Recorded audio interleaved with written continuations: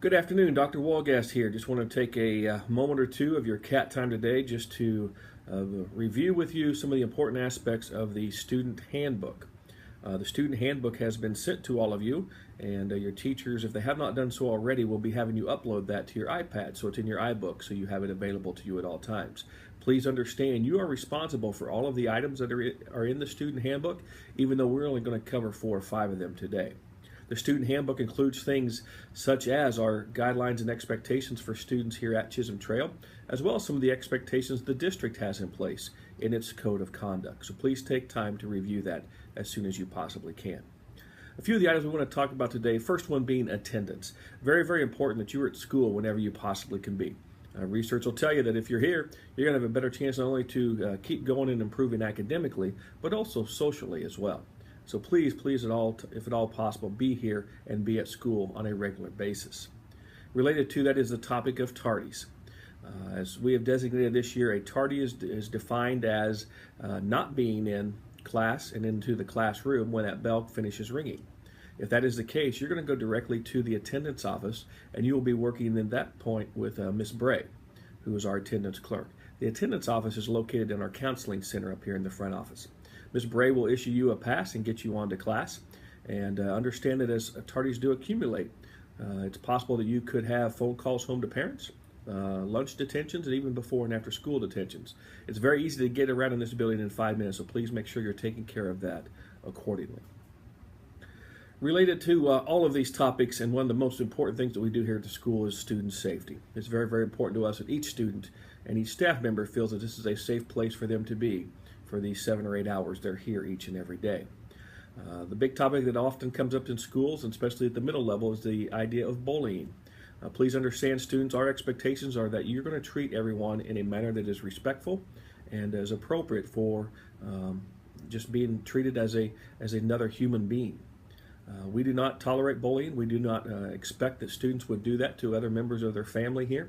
But however, if you do make a poor decision and that does happen, please understand you're going to be dealt with not only very quickly, but also very severely. It's not something that we by any way want to promote or allow students to do, because again, we want every student to be feeling very safe as a student here at Chisholm Trail.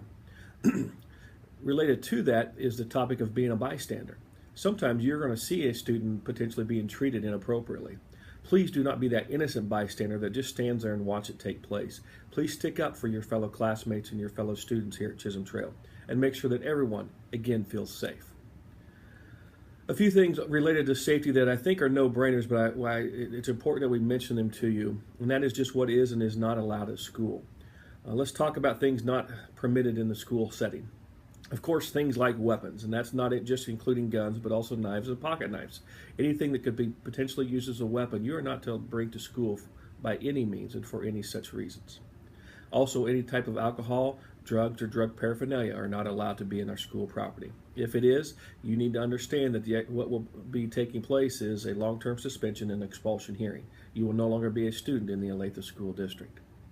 The other thing that's important, student, is that if you become aware that someone potentially has something in the building that could be harmful to themselves or others, please come see an adult immediately so that we can address that issue and make sure, again, we have a safe environment for all involved.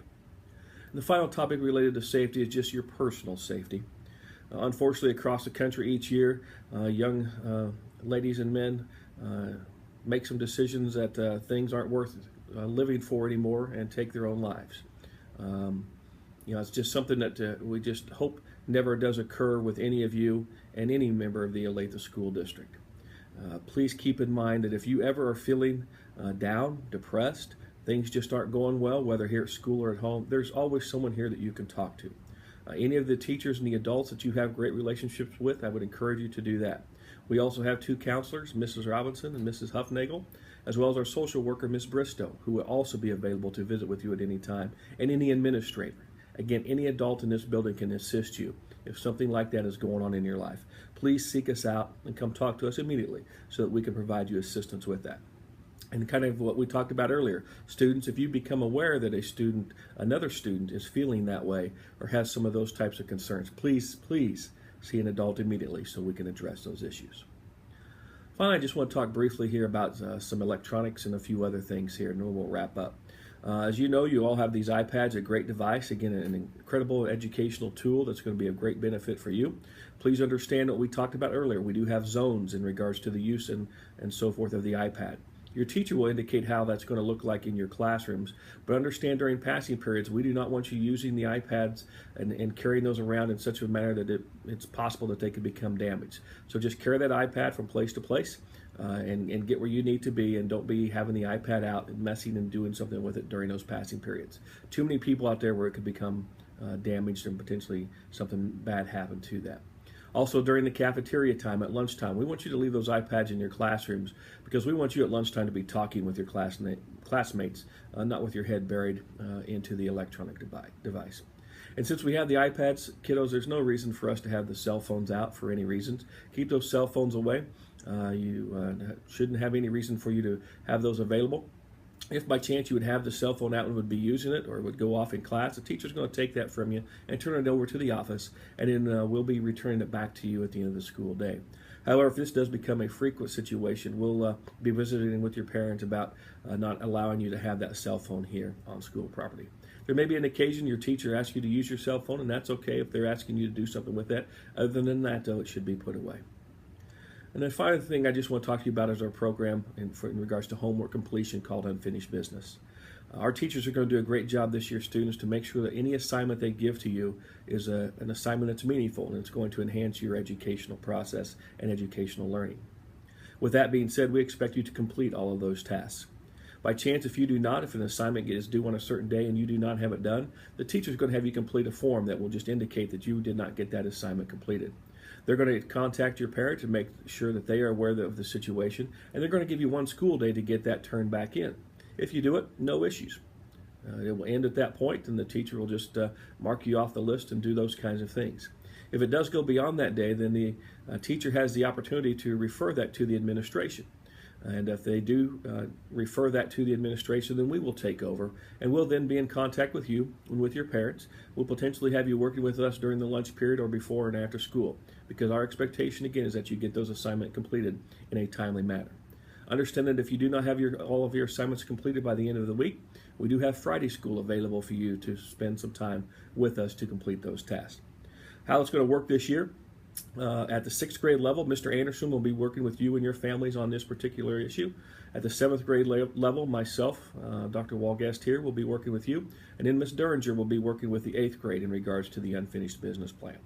So please keep that in mind, students. When you get an assignment that is given to you, please make sure you complete that task so that you never get involved in this process in any way.